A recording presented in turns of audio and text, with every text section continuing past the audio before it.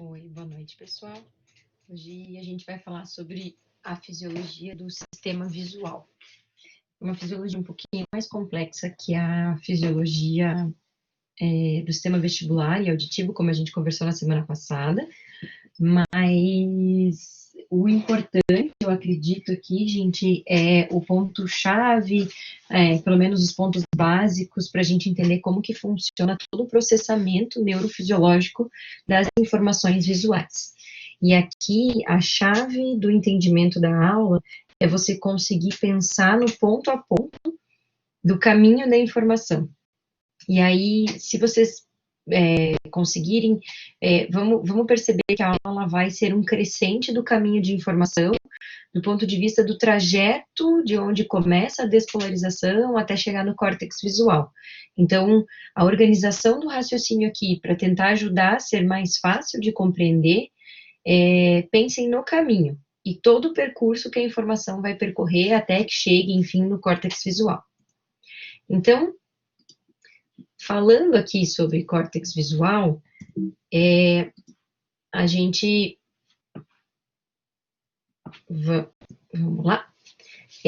A gente tem que levar em consideração, assim, que o importante para a gente da percepção visual é uma coisa que a gente não para pensar.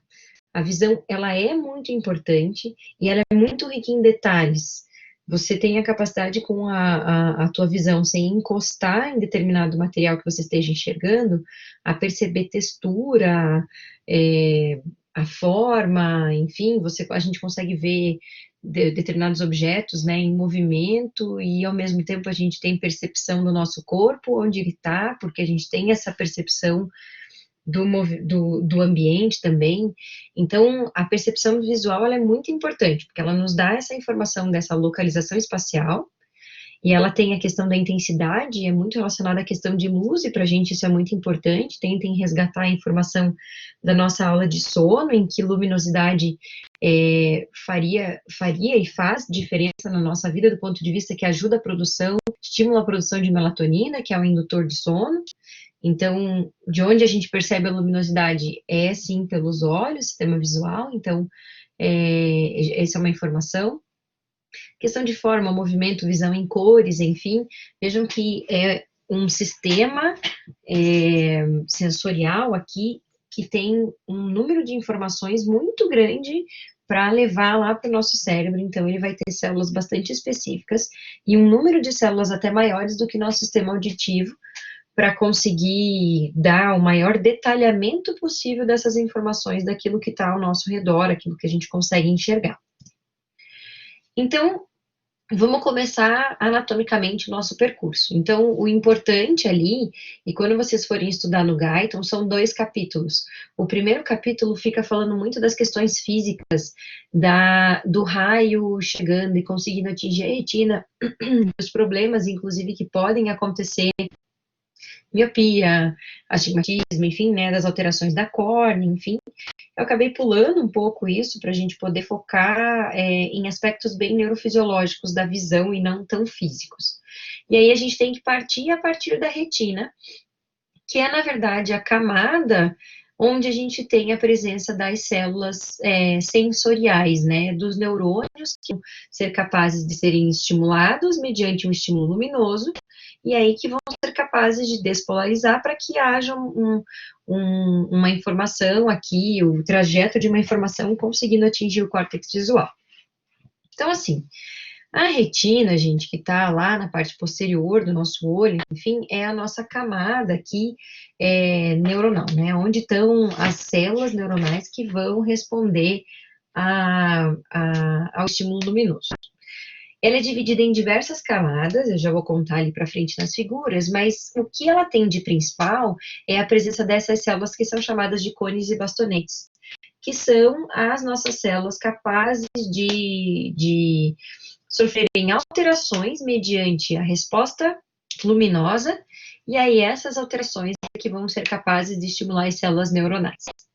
A retina, ela é dividida, enfim, na região central, e vejam que a central, na verdade, não é bem o centro, mas é uma região dita central do ponto de vista de importância e do ponto de vista de capacidade de enxergar.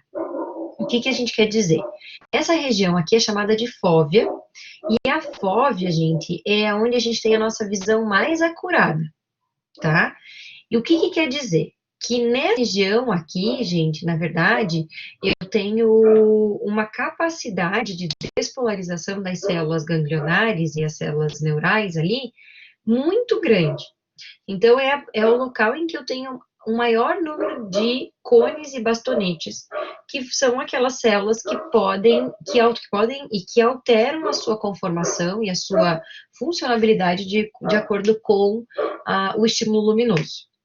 Então, essa região aqui, eu tenho uma grande quantidade, ou pelo menos uma proporção, gente, que é de um cone para cada célula ganglionar que tem abaixo da região do cone. E isso nos permite uma visão bastante acurada. Se cada célula, né, cada cone que eu tenho aqui é capaz de ativar uma célula ganglionar, que é aquela que vai transmitir a informação para o nervo óptico e dali para o nosso córtex visual, quer dizer que ali, então, eu tenho uma grande capacidade de estímulo nervoso. Então, por isso que ela é dita a região de visão bastante acurada. Conforme a gente vai afastando dessa região, o número de cones ele vai diminuindo. E essa relação de proporcionalidade, ela também vai diminuindo. É um cone para muito mais células ganglionais. Né? Então, a questão do estímulo aqui, ela fica menos acurada, menos sensível. E aí, quando a gente também avalia ali dessa questão, a gente pode dizer que, ou classificar, que aquela parte central onde tem a fóvea é chamada de retina central. O que tem periférico, né, vai ser então considerado retina periférica. Quanto mais a gente se afasta da minha retina central, vou voltar na figurinha aqui, da retina central, mais eu tenho bastonetes do que cones. Cones são células que são responsáveis pela visão em cores, e os bastonetes mais para visão em ambientes escuros. Então, eu tenho, na verdade, a presença muito maior de bastonetes, conforme eu tenho essa retina periférica, e os cones lá na central, que nos dá a capacidade de visão acurada. Então, vejam, quais são as características e como é que eu posso dividir, então, essa nossa retina, né, que tem a região central e a região periférica. Então, o melhor desempenho aqui é a divisão fototópica, né, que é a visão sob estímulo luminoso, uma visão com cores. O receptor mais frequente vai ser cone, e ele tem uma sensibilidade à intensidade aqui, né, de luz, enfim, mais baixa. Então, na verdade, eu preciso ter bastante luz para conseguir disparar, e é a característica do cone. Ele discrimina bem formas e uma ótima visão em cores. Agora, conforme a gente vai focando a luminosidade lá na região periférica, aí já é uma visão mais escotópica aqui, e é relacionada principalmente à presença dos bastonetes.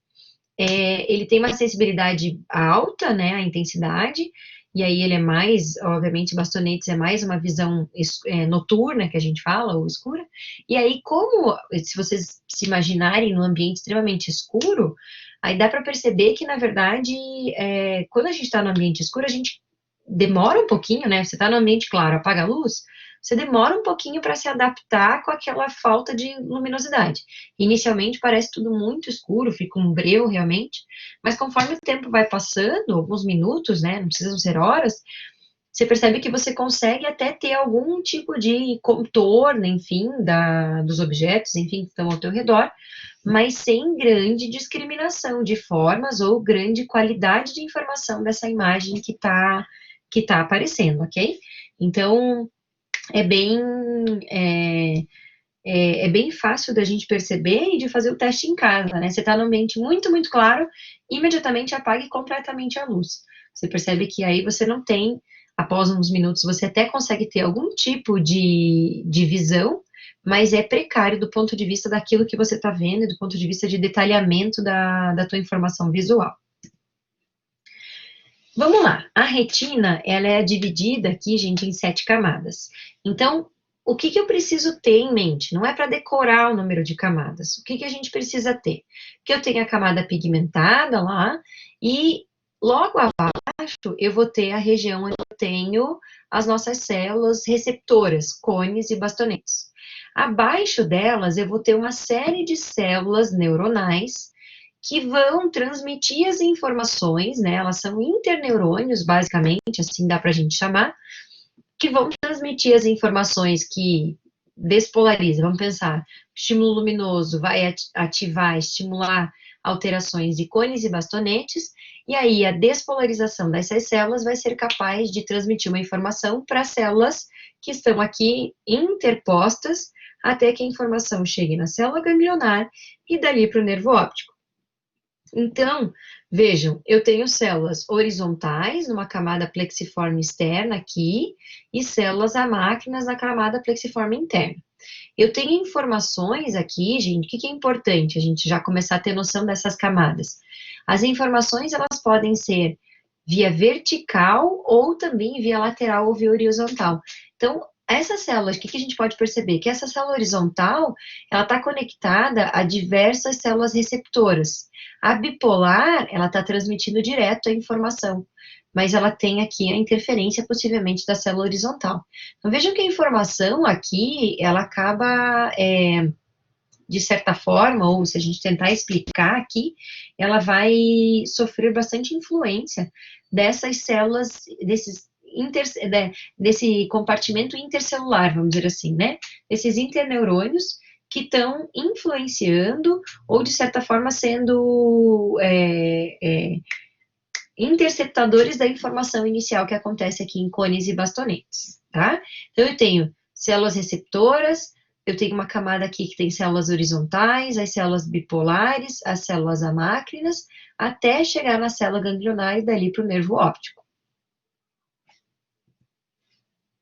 E aí, o que eu tenho? Na camada nuclear externa, que eu tenho os meus fotorreceptores, né, cones e bastonetes. Os fotorreceptores, eles fazem uma tradução do sinal luminoso no potencial de membrana, potencial de ação. Aqui, gente, é a mesma coisa, ou fazendo uma correlação com o sistema auditivo e vestibular, eu preciso transformar um sinal físico, né, lá na semana passada era uma vibração das ondas sonoras fazendo o movimento das células ciliadas. E aqui vai ser um aviso luminoso, um sinal luminoso fazendo ou sendo traduzido aqui por conta desses fotopigmentos que eu tenho nessas regiões, e aí causando despolarização para que daí eu possa avisar as minhas células aqui das camadas posteriores, até que no final das contas, quem eu realmente, ou eu tenho que avisar, independente dessas células que são interneurônios, são as células ganglionares, que estão na camada ganglionar, e daqui, na verdade, vão sair as fibras que formam o nervo óptico, para que essa informação consiga atingir o nosso córtex visual lá em sistema nervoso central. Então, vamos falar especificamente, a gente ainda está na retina, falou um pouco das especificações da retina, e eu já comentei com vocês das células fotorreceptoras. Então, como que elas são? Basicamente, a estrutura delas é um neurônio, né? Elas vão ser fotorreceptores, mas elas vão ter que fazer sinapse, né? Então, tem o núcleo, eu tenho aqui o terminal sináptico, que vai se ligar às células neuronais, e aqui, ó, gente, ela tem um segmento interno e segmento externo, que é onde estão presentes ou contidas os pigmentos. Então, são pigmentos que são capazes de se degenerar, degradar, enfim, sob o estímulo luminoso, e aí essa degradação, essa alteração de conformação do pigmento é que vai causar alterações no restante da célula, para que haja um estímulo à realização e o acontecimento da sinapse para o aviso das minhas células neuronais. Então, estruturalmente, cones e bastonetes, eles têm segmentos aqui que contêm, e o mais importante aqui para vocês, é a presença dessa substância fotoquímica. E essa substância é que é sensível realmente à luminosidade, para daí haver o aviso, enfim. E aí, tendo a célula essa característica de ter um terminal sináptico, ela libera o neurotransmissor para se ligar às células neuronais posteriores. E ali, como vocês viram, só para voltar, eu tenho células horizontais e as células bipolares, principalmente. Aí, já na camada mais interna, aqui eu tenho as células amácrinas fazendo a interferência ou a interceptação da informação antes que ela chegue na célula ganglionar.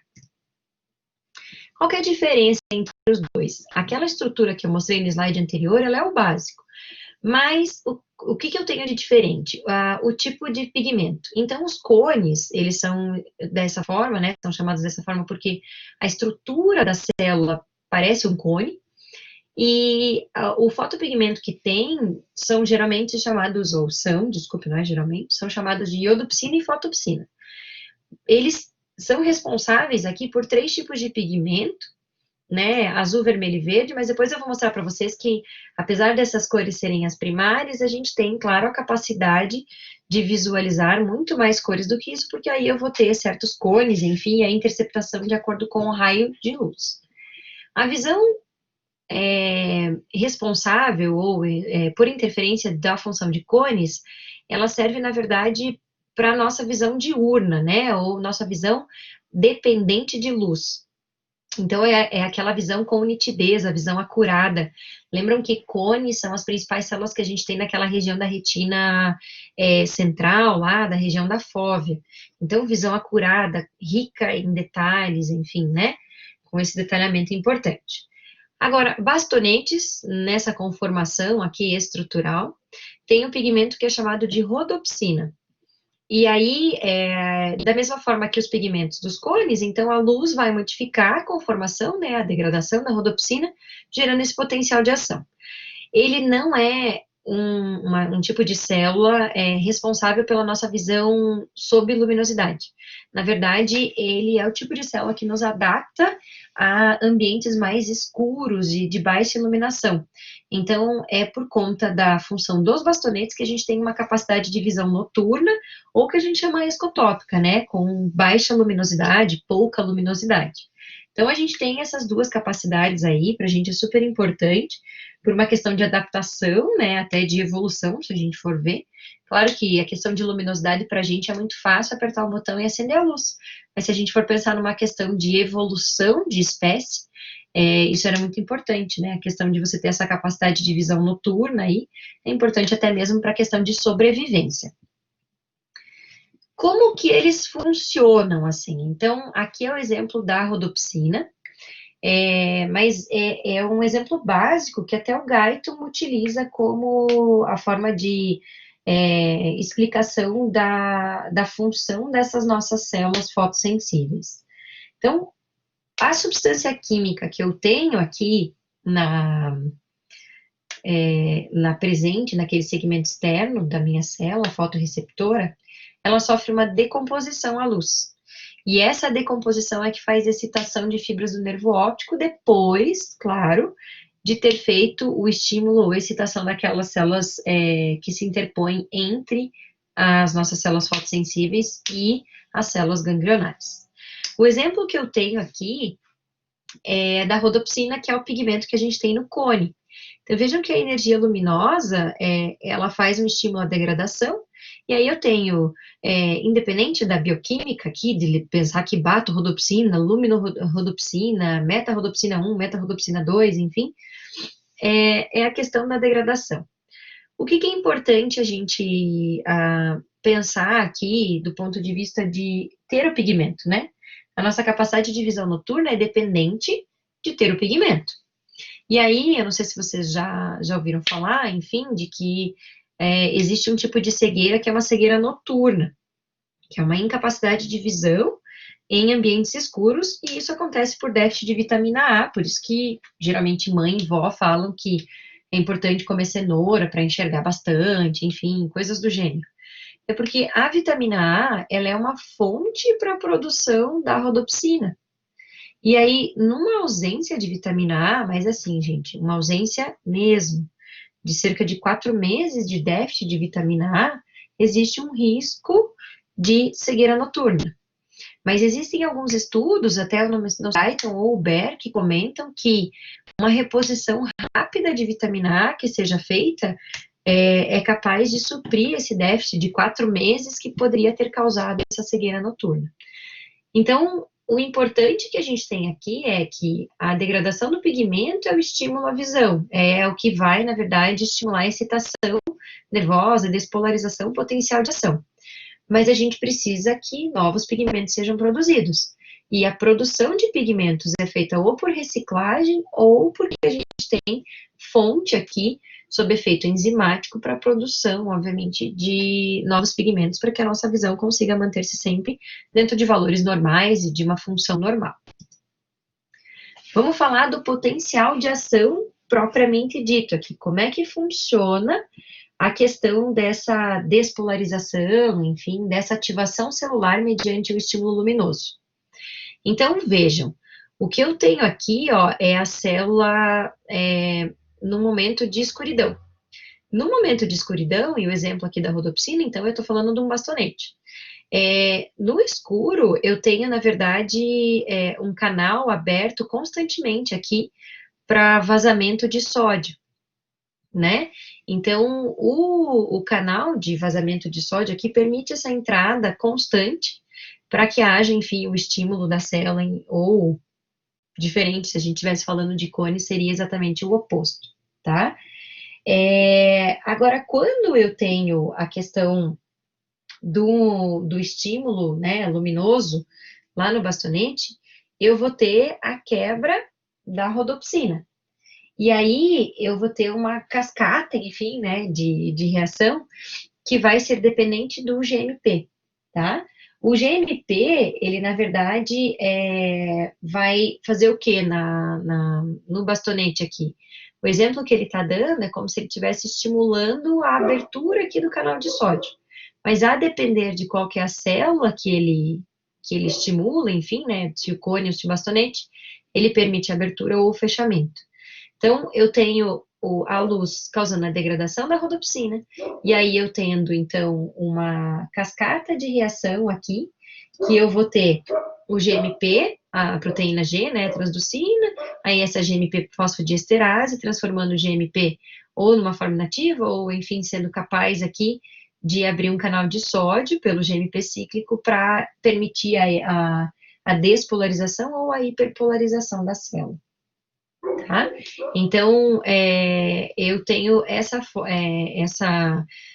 forma, enfim, aqui, de alteração de potencial de membrana, né, alteração de voltagem da membrana para que haja ou hiperpolarização ou a despolarização.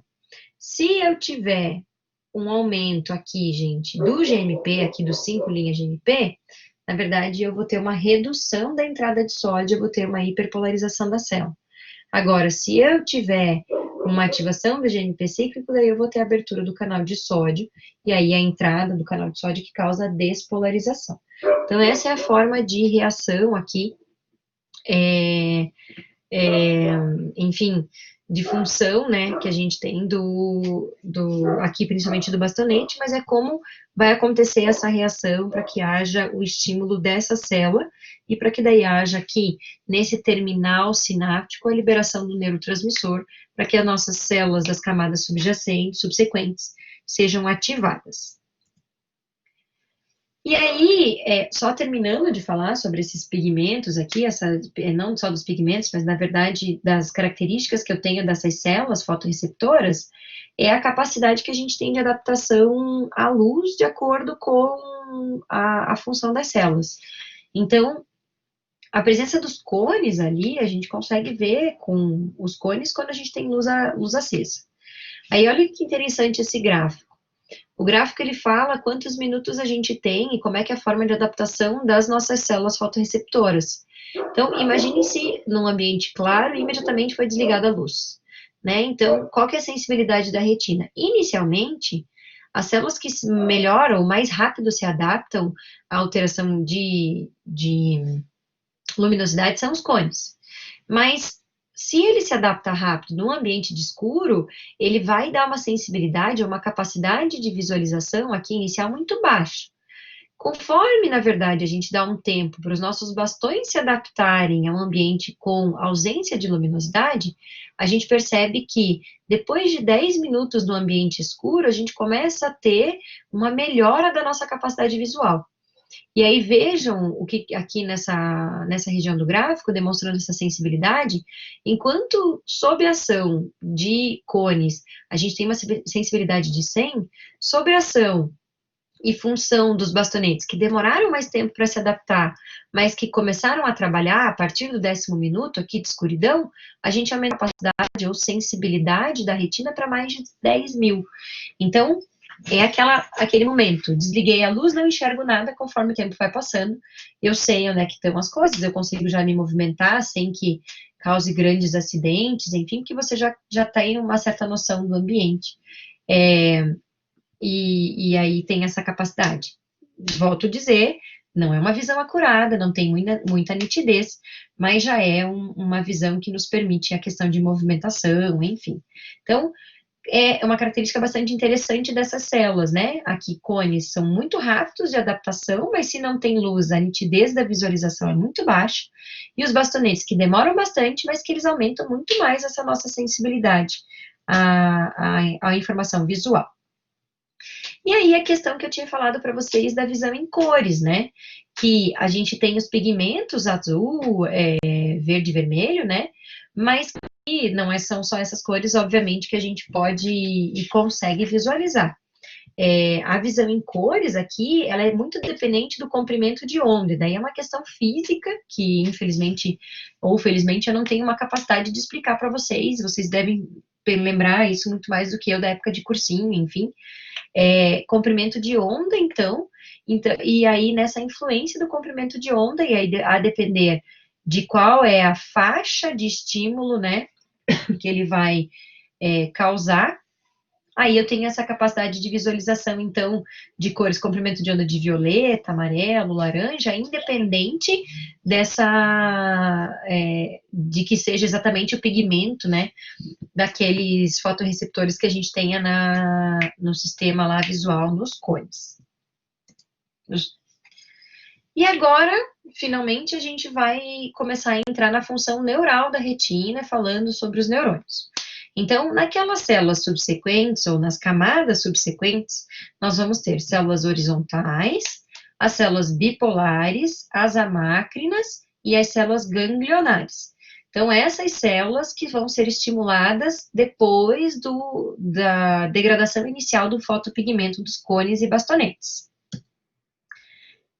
Quais são as características, enfim, que a gente tem? Então, a primeira coisa que eu queria salientar para vocês é a questão de como é a questão da retina periférica e da retina central ou região de fóvea. Então, lembram que fóvea é visão acurada, cada cone está relacionado a uma célula ganglionar. Então, veja como a informação ela é bastante nítida aqui, porque cada célula fotossensível estimula uma célula ganglionar. Agora, a retina periférica, vejam, eu tenho 2, 4, 6, 8 células fotossensíveis aqui, para um estímulo de 3 células ganglionares. Então, vejam que realmente já não é uma visão tão nítida, não é que eu tenho a proporção de 1 para 1, né? Não é assim que eu posso falar. Então, o que a gente já consegue perceber pela figura? Primeira coisa, eu tenho as células bipolares. E aí eu tenho células bipolares que podem fazer a comunicação ou a intercomunicação entre uma célula fotossensível e a célula ganglionar, ou ela também vai se comunicar aqui com a célula máquina, tá? E aí a célula máquina que vai levar a informação para a minha célula ganglionar. As células horizontais, o que elas fazem? Elas estão bem abaixo lá das minhas camadas, onde estão contidas as minhas células fotossensíveis, e elas trazem informações e podem se comunicar única e exclusivamente com as células bipolares. As células horizontais, elas não se comunicam com as ganglionares. Elas só vão se comunicar com as células bipolares. E as células amácrinas, que estão aqui embaixo, o que elas fazem? São interneurônios, comunicam-se com as células bipolares e com as ganglionares, tá? Então, elas estão fazendo também uma intercomunicação aqui entre as bipolares e as ganglionares. E aí, o que é importante é que essa função neural da retina, e principalmente por esses interneurônios aqui, é que a gente já começa a analisar a informação visual antes mesmo de sair da retina, antes mesmo de chegar nas células ganglionares que vão formar o nervo óptico. Então, O processamento da imagem acontece de uma forma que eu tenho uma sensibilização do fotorreceptor, e aí eu tenho que transmitir a informação do fotorreceptor para a célula ganglionar. Aqui no meio eu posso ter as células horizontais e as células amácrinas fazendo a referência dessa informação. E aí eu tenho, então, as células ganglionares que podem ou não ser influenciadas antes, né, do que da célula bipolar pelas células amácrinas. Para que serve? Eu vou dar um delete aqui, depois eu... Peraí, deixa eu voltar, desculpem. Fazer um Ctrl X, porque eu não consigo apresentar. Para que serve essas questões de tantas células fazendo interferência, enfim, no meio da informação? A gente precisa ter muita informação daquilo que a gente está vendo. Então, a percepção, se vocês forem perceber, assim, eu tenho a percepção de onde um objeto começa e onde ele termina. E a percepção de borda de um objeto, enfim, principalmente contraste e realce, é dado...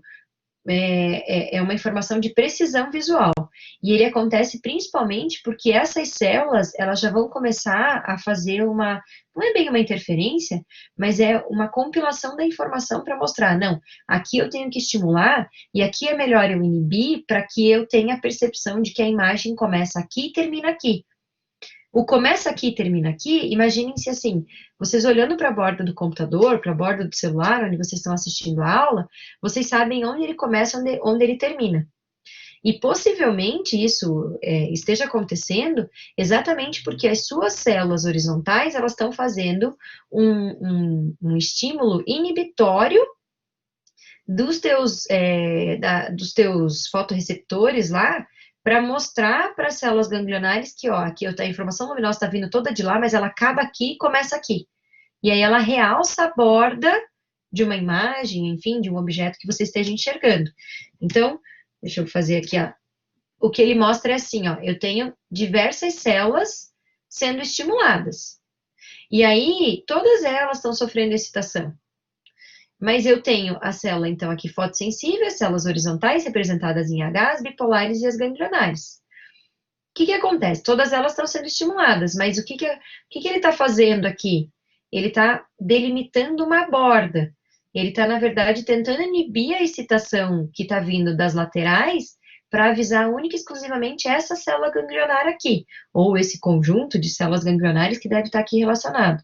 E aí, se é só essa parte, eu consigo delimitar a imagem, eu sei que essa figura, gente, ela termina aqui, ok? E ela não termina mais para lá, né? Tem que entender que o feixe de luz, ele não vem bem organizadinho, assim, exatamente. Se a gente não conseguisse ter essa capacidade de inibição, possivelmente a nossa visão seria muito borrada. Eu não teria exatamente o fim de um determinado objeto, né? Não teria borda, não teria nada disso de informação visual. Isso, vejam que isso é importante.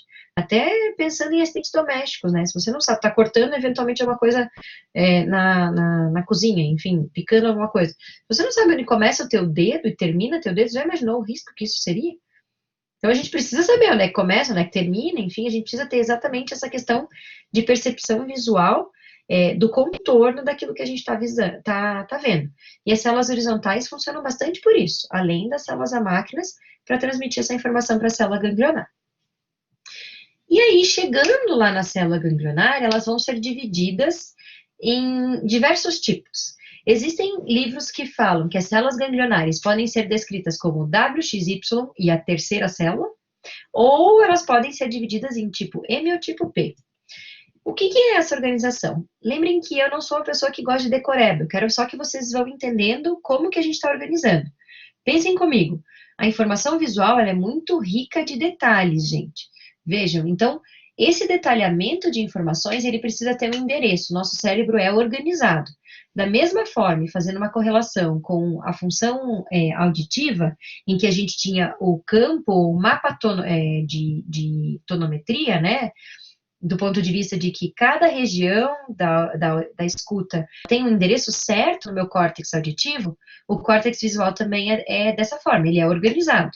E as informações, elas precisam também chegar organizadas lá no cérebro, lá no córtex visual primário.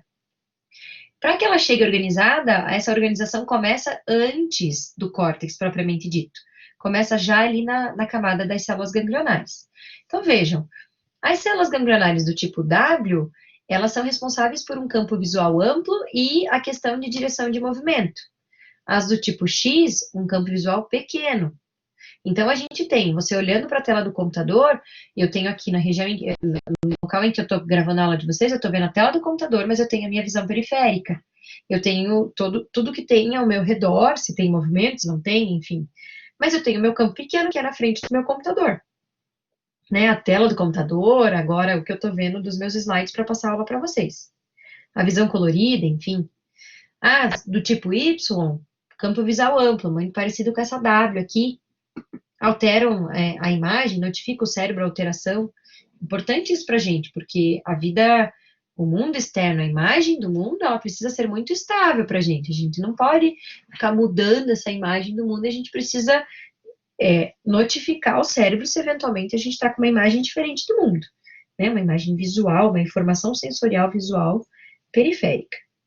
E aí tem essa terceira célula, que daí eu vou falar a hora que a informação começar a ir para o sistema nervoso central, que tem a melanopsina, e que, olha que legal, ela vai informar o hipotálamo, e aí na aula de sistema de sono, ritmos do encéfalo e sono, eu falei para vocês que a gente precisava da informação de luminosidade, porque isso era importante para a questão do nosso ciclo circadiano, ciclo sono-vigília. Diferente disso, então, não quero falar WXY, eu quero falar em tipo M ou tipo P. Tipo M, magnocelular, magno de grande, tipo P, ou parvo celular, parvo de pequeno. Então, células grandes, ganglionares, com grandes campos receptores e com axônio calibroso. Para que serve isso aqui? Axônio calibroso, uma das primeiras aulas que a gente falou sobre transmissão do potencial de ação, enfim, velocidade de condução é uma resposta rápida. E aí a gente consegue ver objetos em movimento. Olha que interessante, tem que ser rápido, né? Um objeto em movimento, se você não responde rapidamente, você praticamente não vê. As do tipo parvocelulares, pequeno campo receptor. Então, é o detalhe, gente. Se o axônio é mais fino, a velocidade de condução é menor. Mas não tem problema, porque não está em movimento. E aquilo que está em movimento, a gente não consegue ver com detalhamento. Agora, se eventualmente está parado, a gente consegue ver forma, cor, quiçá até arriscar qual que é a textura de acordo com aquilo que você esteja enxergando. Então, é bastante interessante essa nossa capacidade aqui visual, de acordo com esse tipo de informação, né, da célula ganglionar, que já está começando a organizar a informação que vai chegar no sistema nervoso central. E aí, saindo ali da região da retina, eu vou ter um caminho. Então, veja, isso aqui é muito interessante e eu acredito que vocês tenham com o HB, neuronato, mas a questão dos campos visuais, né, que a gente tem da retina, então, eu tenho a retina temporal, a retina nasal, e aí o campo visual é cruzado, né, gente? O que é importante? Logo após a retina, o nervo óptico, ele vai até a região do quiasma óptico. Nessa região, eu vou ter o cruzamento ou a decussação parcial das fibras. Então, as fibras aqui da minha retina temporal, elas permanecem do mesmo lado. A da retina nasal, na verdade, ela faz a decussação das fibras. Isso também é importante até para a gente ter uma visão, apesar de com dois olhos, uma visão única do mundo. A gente precisa ter o cruzamento das informações, né? Então, passando do quiasma óptico, aí a gente vai para o trato óptico e ele vai entrar naquela, tá chegando no portão de entrada para o sistema nervoso central, lá no talo, corpo geniculado lateral, lembrem que era o medial lá que a gente falava na aula passada, e aí daqui ele vai em direção ao nosso córtex visual lá em lobo occipital, tá? E aí é chamada de radiação óptica. Quando a gente fala da questão de campo visual, então, a gente tem os hemicampos, né, da visão, direita e esquerda, mas o que eu tenho que entender é que as regiões vermelhas aqui, né, então aquilo que está do lado esquerdo aqui do olho vai para a retina nasal desse olho e vai para a retina temporal do olho lateral, e enfim, do lado de cá para o outro lado, ponto de fixação. A gente tem esse campo visual binocular aqui, que é onde a gente tem uma visão central, e é inclusive onde a gente consegue ter uma informação mais detalhada daquilo que tem, com profundidade, relevo, vejam, que é até onde eu vou ter cruzamento de informações. Bastante interessante a questão, eu acho que até a Gabi fala bastante em neuronato, as questões, se eventualmente a gente tem uma perda de visão homônima, né, ou bitemporal, binasal, enfim, onde é que temos problemas, enfim, exatamente, vale, gente, desenhar essa questão no campo visual da retina, porque isso a gente gosta bastante de cobrar em prova, já vou dar a dica, né, de mostrar onde é que está o problema, se está o problema no quiasma, se é pós-quiasma, se é antes do quiasma, enfim, exatamente por essa capacidade de decussação das fibras, tá? E aí, depois ali do quiasma, o trato óptico ele tem vários caminhos. Então, o que a gente vai focar hoje aqui é esse primeiro, que vai lá para a região do tálamo e para o córtex visual primário. Mas eu já comentei com vocês que a gente precisa da informação da luminosidade para o hipotálamo, que é quem vai fazer aquele controle ou a influência, né, do nosso ciclo sono-vigília, ritmo biológico. Mas a gente também tem informações que vão para o mesencéfalo aqui, e aí a gente tem a região pré-tectal, e a gente vai falar um pouquinho, vocês devem ter isso em neuronato também, da questão dos pares cranianos, daí tamanho de pupila, que é bem variável, né? Quanto mais luminosidade, menor a nossa pupila fica. Então a gente tem a constrição ali. E a gente também tem que 10% das fibras vão para o colículo superior. E a gente falou um pouquinho do colículo superior na semana passada, e aí lembram daquele reflexo vestíbulo, óculo vestibular, enfim, ou os olhos de boneca, que eu falei para vocês que a gente precisa manter um movimento dos olhos em concordância com o movimento da cabeça para que a nossa imagem do mundo seja sempre a mesma. A gente não pode ter mudanças muito rápidas e muito bruscas do nosso movimento, da nossa imagem do mundo externo, porque senão a gente perde o equilíbrio, enfim. E aí a gente tem essa questão da orientação dos olhos, dependendo de estímulos, e movimentação dos olhos de acordo com a movimentação da cabeça, e envolvendo até a nossa questão de equilíbrio aí, nessa nossa função. Então vejam como o sistema visual é importante. Se a gente não para pensar e estudar isso, a gente não dá tanta importância, enfim, ou tanta relevância para o sistema visual, que não é só enxergar, né? Olha quanta coisa a mais a gente tem aqui para dentro da função aí do sistema visual. Focando, então, o caminho lá, depois do quiasma, do trato óptico, indo em direção ao nosso córtex visual primário, então a gente vai passar pela região do tálamo, lá no núcleo geniculado lateral. Então, vejam, a informação visual já estava sendo organizada na região da retina, nas células ganglionares. Eu já comecei a organizar, e vamos dividir principalmente lá aquela questão de parvocelulares e magnocelulares. Então, eu já tinha informações diferenciadas nas células ganglionares desse modo já na camada lá da retina, antes de o estímulo do nervo óptico propriamente dito, né, que é formado pelas fibras dessas células ganglionares. Quando a informação está indo em direção ao córtex visual, ele entra primeiro no tálamo. E o tálamo, lá, núcleo geniculado lateral, ele é organizado em 6 camadas.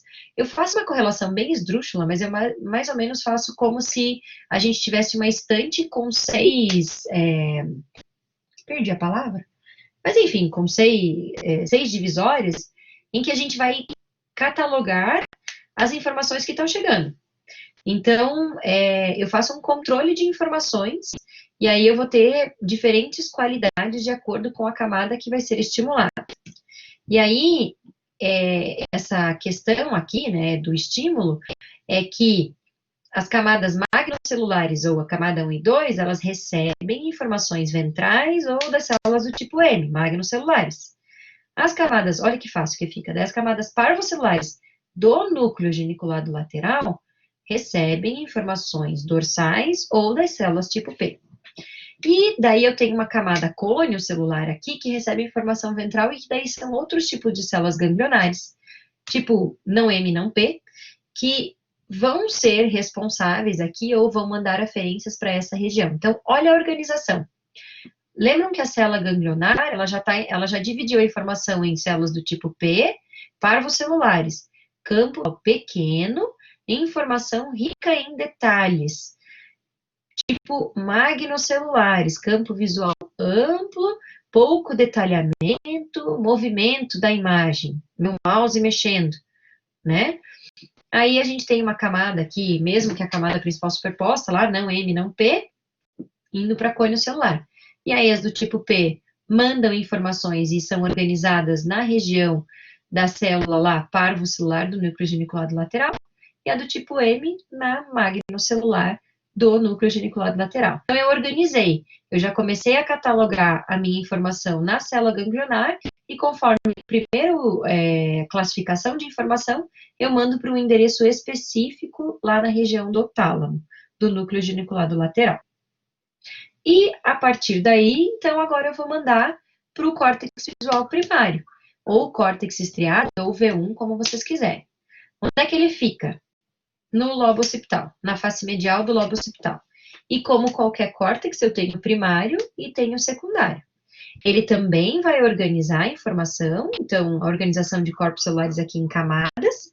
E olhem que interessante, eu tenho primário, tenho secundário, e aí eu tenho aqui detalhamento, cor, forma, 3D, movimento. Então, os secundários relacionados àqueles córtex associativos, se vocês resgatarem as aulas anteriores, eles dão essas informações aqui posteriores ou adicionais relacionadas ao sistema visual.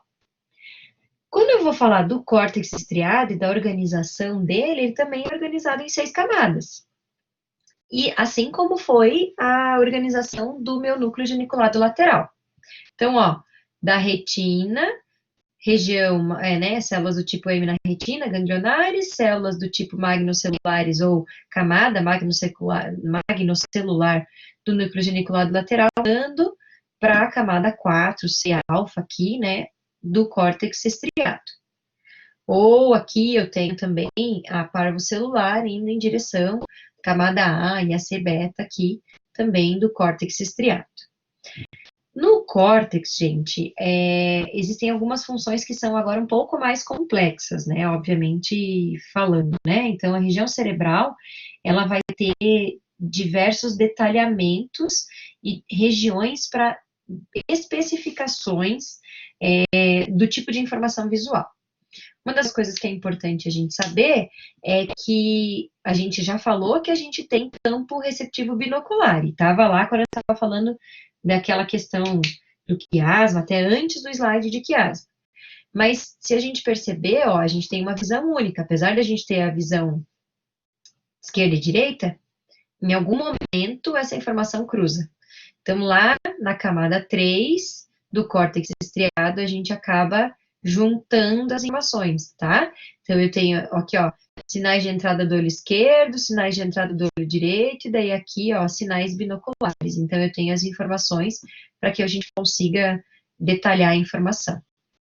E aí eu tenho uma seletividade da questão da orientação de acordo com forma do objeto, movimento do objeto e respostas. Então, de maneira ou de forma bem simplificada, como que funciona o córtex estriado em resposta ao estímulo visual. Então, primeiro é que a organização do córtex estriado se dá em que ele tem uma seletividade de direção. Então, o que acontece, gente? Por exemplo, durante a análise de um objeto em movimento, para eu saber que ele está em movimento, ele tem que estimular áreas celulares em diferentes momentos, né? Diferentes áreas em diferentes momentos. Daí eu percebo que vamos pensar que a minha mão está caminhando, eu estou mexendo a minha mão bem na frente do meu rosto, de forma lenta. Para eu saber que ela está indo da esquerda para a direita, enfim, né, nesse sentido, nessa direção, eu tenho que primeiro estimular meu córtex visual do lado esquerdo, daí depois do lado direito. Isso tem que ser progressivo, gradativo. Como que o nosso córtex estriado trabalha dessa forma?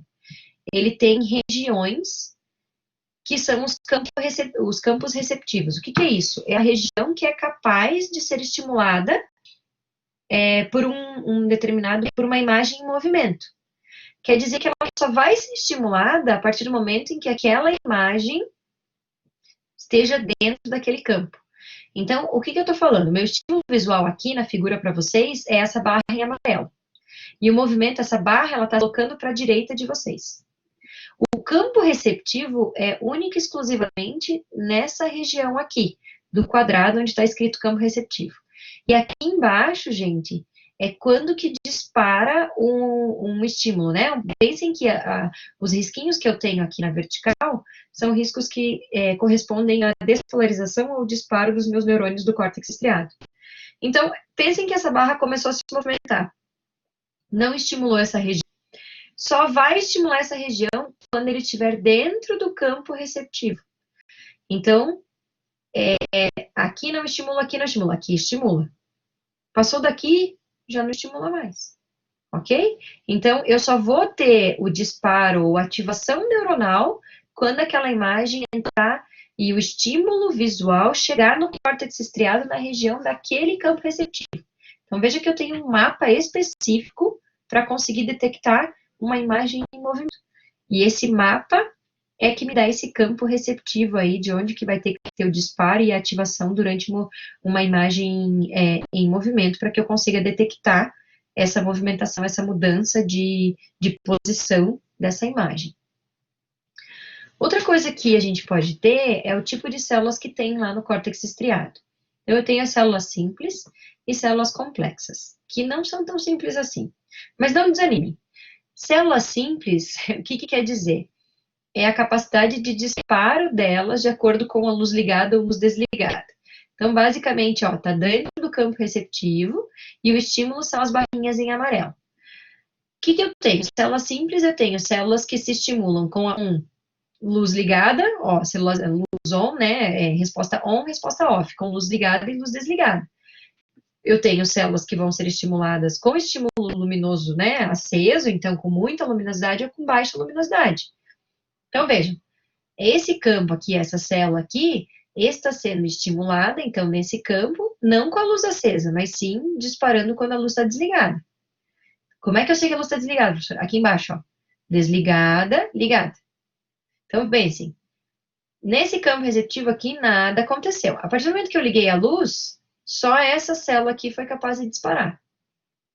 E aí, quando eu desliguei a luz, essa aqui se apagou, parou de ser estimulada, e essa aqui foi estimulada.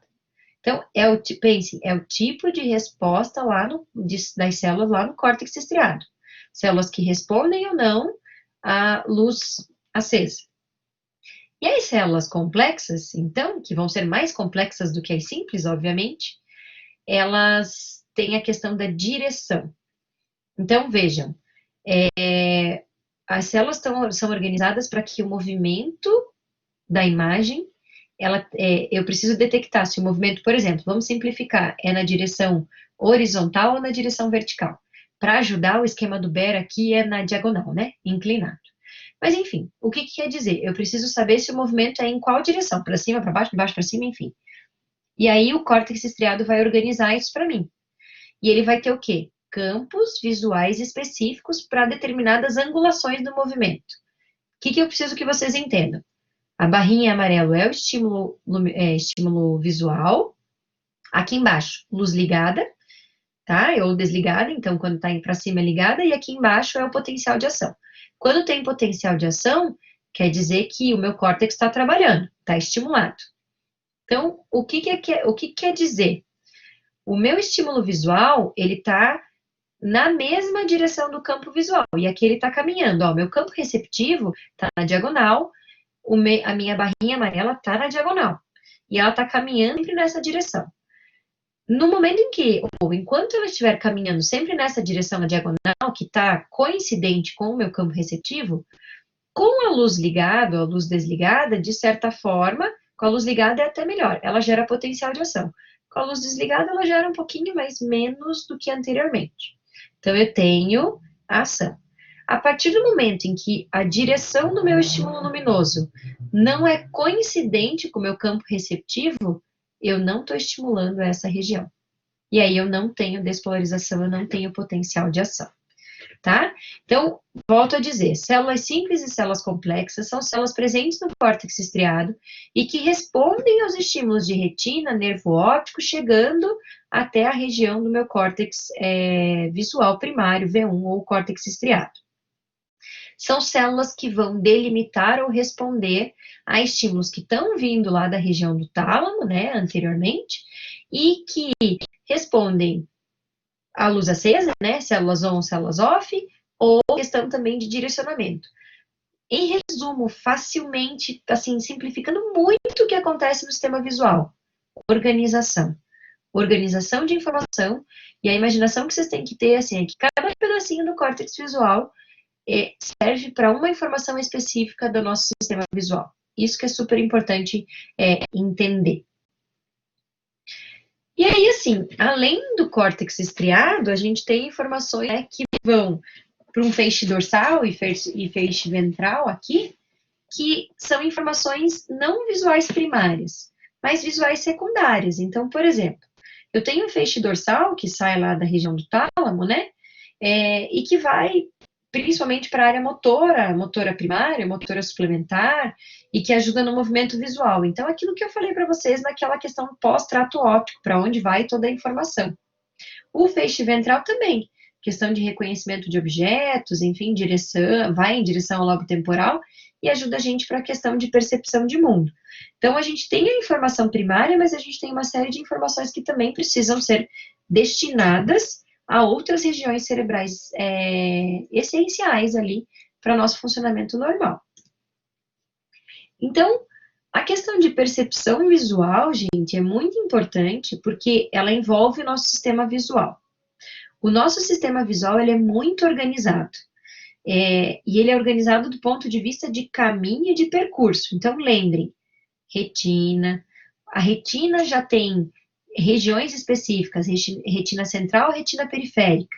Se a gente pensar na característica, né, da central e da periférica ali, de qualidade, de acurácia de visão, eu já tenho uma organização. Do ponto de vista da retina, todas as camadas que eu tenho, aí eu tenho as minhas células fotossensíveis, abaixo delas eu tenho uma série de células, até que a informação chegue na célula ganglionar. E vejam que aí eu já começo a tornar mais complexo a questão hierárquica, enfim, de áreas, de campos. O que acontece? É a organização. A célula ganglionar, que seria a última camada, lá, pré-nervo óptico, é a célula que já começa a organizar a informação visual. Campos grandes, pequenos, acurácia, detalhamento, movimento, direção, etc. Essa informação, ela vai seguir para a região do tálamo, do núcleo geniculado lateral, e aí a gente vai organizar naquelas 6 camadas. Lembrem da minha estante organizando aquela informação que tinha sido previamente catalogada. E aí, dali, eu ainda estou transmitindo e tem que chegar essa informação no córtex estriado, que tem células simples e complexas, e trabalha de uma forma em que tem uma seletividade de orientação, direção, a questão da visão binocular, para a gente ter uma visão única do mundo, e a questão, inclusive, extra-estriatal, que a gente precisa de córtex secundários que ajudam a gente a ter outros detalhes com relação à informação visual, inclusive de memória, né? A questão de memória visual, memorização de o que é um objeto, a questão de faces, enfim, né? Então, isso é bastante importante. Então, com relação às considerações finais, assim, a questão da visão é super importante, gente. Ver é muito complexo, não é? Parece que enxergar é uma tarefa simples, mas ver é ver cor, ver forma, ver em movimento, ver textura, né? Então, eu tenho que ter um monte de informações, né? Tirar um monte de informações de um único sistema sensorial. E o que eu acho super interessante é essa organização aqui, né? Então, fotorreceptor na retina, no célula ganglionar, né? Transformando e levando a informação para a região do tálamo, núcleo geniculado lateral. E dali para a região do córtex primário, córtex estriado com células simples e células complexas. Células simples on-off, de luz ligada, células complexas, a questão de direcionamento, mas também luz ligada, luz apagada, para ajudar. E aí, gente, questão de córtex terciário, né, não é terciário, desculpem, secundário, visual, aí eu vou ter a questão de contorno, textura, a questão de reconhecimento, a questão de luminosidade, seletividade de curva e as vias ventrais e vias dorsais. Vias ventrais para a questão de elementos simples, inclusive para reconhecimento de configurações de faces, isso é super importante.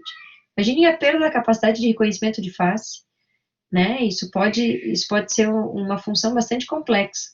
E a via dorsal aqui, a questão de a gente ter o reconhecimento da nossa imagem, do espaço em que a gente está, e o reconhecimento do espaço em que a gente está para o planejamento, inclusive, de ação motora, informação com córtex motor. Então, vejam que interessante, assim, pelo menos para mim, eu considero uma informação, um sistema visual muito complexo, intrigante e sensacional do ponto de vista de inteligência de funcionamento. E como ele está relacionado a múltiplas funções cerebrais e como isso faz diferença na nossa vida, né? Então, era isso que eu tinha para falar para vocês. Qualquer coisa eu estou à disposição. Espero que vocês estejam